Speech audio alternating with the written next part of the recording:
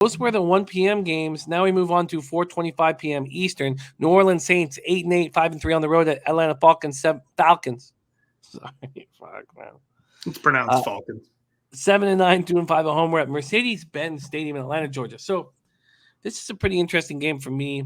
I have a decent sized bet on the Falcons under 7.5 wins at plus 100. And if the Falcons win, then my Niners action is live. I would prefer the Niners win and the Saints win. But I think I'm okay either way. There's no need. I was thinking of possibly going for a middle with the Falcons plus the points, and I still may do that. Saints, Falcons, let's go. Maybe I'll offer this breakdown. The Saints opened up at -4. They've now moved to 4.5. This total opened up at 40, juice to the under. It's now a pick 'em. We go over to the cash flow in this spot. We have 2,332 tickets in. 54% of the tickets, 82% of the cash is on the Saints. And then we have 22% of the tickets on the under, 37% cash on the under. So public moving on the over. Birdie says take the Falcons money line here then. I still wouldn't mind the middle here. What would I get on the Falcons money line? Let's just quickly move over here. It is an interesting idea. Taking the Falcons money line plus 175. Okay, New Orleans comes in off an underwhelming 18-10 home victory over the Panthers. They were down 10-9 at the half before outscoring the Panthers 9-0 in the second half. Taysom Hill was 17-28 for 222 yards, 1 touchdown, no interceptions. He also ran 12 times for 45 yards. Marquez Callaway had 6 receptions for 97 yards. Alvin Kamara ran 13 times for 32 yards and caught 5 passes for 68 yards and a touchdown. Birdie says lock in profit. I get that idea, Birdie. But I wouldn't mind winning both, you know. The defense swarmed Sam Darnold. The defense finished with 7 sacks, 8 quarterback hits. Cam Jordan was a monster with 3.5 sacks. C.J. Gardner-Johnson had a pick for 18 yards that sealed the game. And the Saints were a mess. I mean, they're playing pretty good. They have right tackle Cesar Ruiz is the only starting lineman left, only one that played last week. Left tackle Teron Armstead was scratched for the 6th time in 8 games. Right tackle Ryan Ramczyk and center Eric McCoy both were on the COVID-19 reserve. And left guard Andres Pete has been on injured reserve since late October. So I'm going to pull up the injury report, see if there's been any changes there for these New Orleans Saints. Because it's been messy, and they have added players to the COVID list. Yesterday, Will Lutz. He's got an abdomen injury anyways. Jalen Dalton was moved to the reserve COVID list, but he's been on IR anyway, so I guess that doesn't matter either. Nick Vanette was moved to the reserve COVID list. So maybe it's not as bad as I was imagining.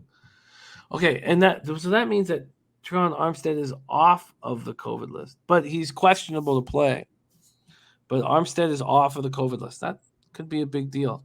Ramczyk and Eric McCoy. Eric McCoy is still questionable, but Ramczyk is here he is. He's still on the COVID list, Ryan Ramczyk. All right. Okay, Falcons coming off a 29-15 loss at Buffalo to eliminate them from the playoffs. They were up 15-14 and a half. They played well. Matt Ryan was 13-23 for 197 yards, no touchdowns, no picks. He also lost a fumble. Kyle Pitts, 2 more receptions for 69 yards. He set the franchise rookie record for yards receiving. He became the NFL's 2nd rookie tight end to top 1,000 yards receiving. With 1,018 yards, he broke the team's rookie record set by Julio Jones, who had 959 in 2011. And within 58 yards of the NFL record for rookie tight ends set in 1961 by Mike Ditka. Russell Gage had 3 catches for 50 yards. Mike Davis had 8 carries for 42 yards and a touchdown. He also caught a 15-yard pass. Foye Oluokun continues to play excellent. 13 tackles, 1 interception. Falcons defense got interceptions from A.J. Terrell and John Harmon. The secondary limited Josh Allen to 11-26 for 120 yards and a career worst 17 passing rating. They finished with just 1 sack and 3 quarterback hits. And these Falcons have Kyle Pitts with a hamstring injury, questionable. And Tajay Sharp on the reserve COVID list, as is Hayden Hurst, so wide receiver and tight end. Offensive tackle Jason Spriggs on the COVID list. Defensive end Jonathan Bullard. Safety Jalen Hawkins. Linebacker James Vaughters. Defensive tackle Marlon Davidson, all on the COVID list. Take it away here, Bebsie. Saints, Falcons. I know the Saints have playoff implications. If they win and the Niners lose, they're in. But it's just it feels like a weird line. 4.5 playing Atlanta in Atlanta seems fishy to me. And I kind of like the Falcons in this spot. I think just the injuries and the COVID issues with New Orleans. I think it's a really tough spot, and there's just something fishy about this line. Again, I understand there's playoffs on the line for the Saints, and none for Atlanta, but Atlanta, man, they'd love to play spoiler against a division rival. So I think this is a tough spot. I'm off it personally. I think it's the Falcons or nothing here. And the Falcons care because it's a divisional rival, and they always step up against the Saints. Is that your thought process? They do. They play the Saints tough, and it's pronounced Falcons. All right, so nothing for you here. You don't want to take the 4.5?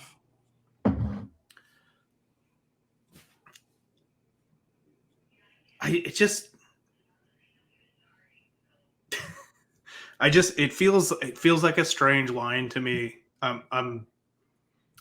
Something's up in this, and I don't know what it is yet. And I feel like I want to watch the numbers in this game, or I want to watch this throughout the week and see what happens. You're saying all this money coming in on the Saints, right? 80% of the cash? At this point, yes. And it's moved from 4 to 4.5. That makes me want to bet on Atlanta.